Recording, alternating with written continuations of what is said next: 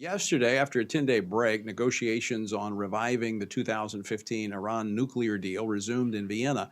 And U.S. officials are reportedly eyeing late February as an unofficial deadline for the talks. Ahead of negotiation, Israeli Prime Minister Naftali Bennett on Sunday warned world powers that the nuclear deal they are negotiating, the Joint Comprehensive Plan of Action, or the JCPOA, will make it harder to stave off a nuclear Iran. Joining me now to talk about this and more is FRC's Executive Vice President, Lieutenant General Jerry Boykin, who spent his last 4 years of his 36-year military career serving as the Deputy Undersecretary of Defense for Intelligence. He was one of the original members of the U.S. Army's Delta Force, and he is now our Executive Vice President. General, welcome back to the program. Thank you. I'm glad to be here. Okay, so Iran fired another missile today with a range that has the capability about 900 miles of reaching both Israel and U.S. bases in the region.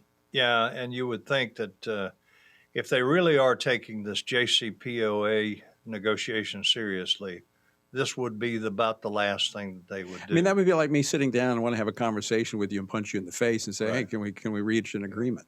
Yeah, and that's essentially what you have here. They're not serious about this. Look, there's nothing that's going to stop them from getting a nuclear weapon.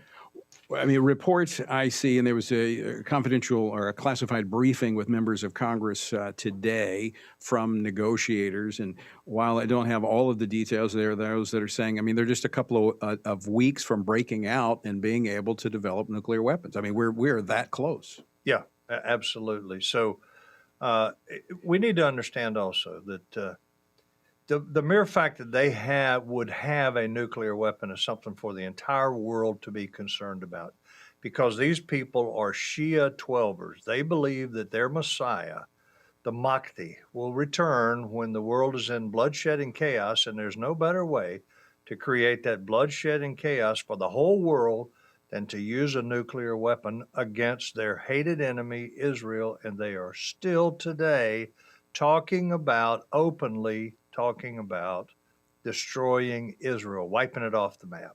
Okay, so correct me if I'm wrong. You're the expert on this. I'm not. I'm just the host. They want in the agreement, and Biden and his administration look like they're pursuing this at all costs. They want to get back into this agreement. But in order to get Iran to agree to it, they have to lift the sanctions, economic sanctions, because ahead of time. Because they're hurting. Right. They're only 2 weeks away from breaking out and being able to develop a nuclear weapon. We release the sanctions. What's to keep them from going forward with their nuclear program? There's no logic to what you just explained. It is exactly what the situation is, but there's no logic to it whatsoever. Biden is so eager to close this deal, and I don't think that he or the administration as a whole, the State Department certainly has not thought through this. The Department of Defense has, but hasn't said anything.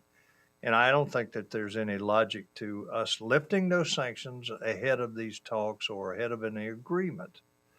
If Biden wants it that bad, then he's going to create a real mess. I mean, I don't think we can trust these people, even if we have them in an agreement.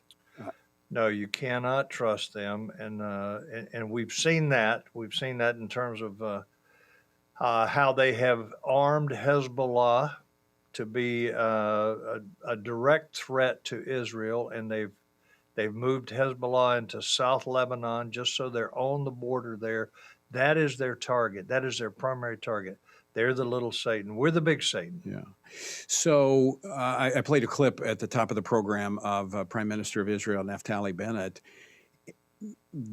There could not be, from my perspective, you fill me in on this if I'm missing it, but there could not be any greater distance between us and Israel right now in terms of this policy with Iran. Tony, I must, you know how I feel about Israel.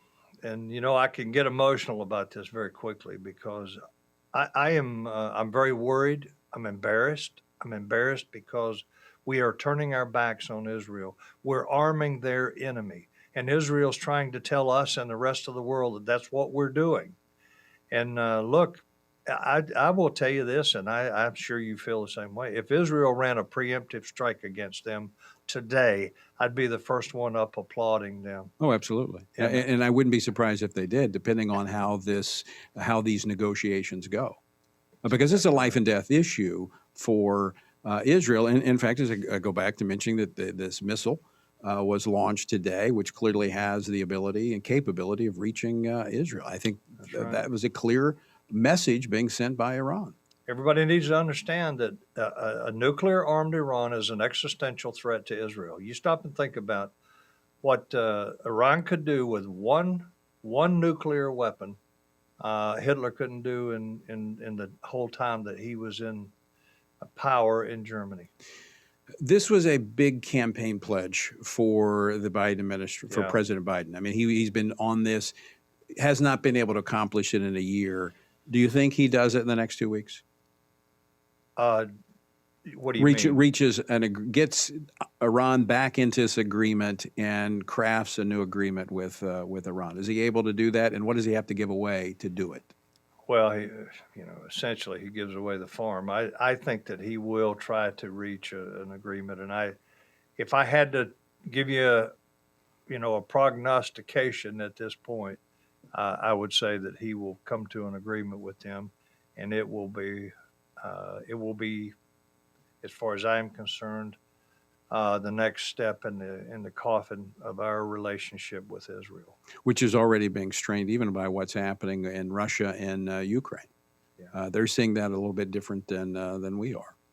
Yeah, that's exactly right. But this is such a serious situation here, and why Obama wanted this agreement, which put Iran on the pathway to a nuclear weapon. Yeah, it put them on the pathway, and now Biden is so determined to see this thing through, to re-engage the Iranians.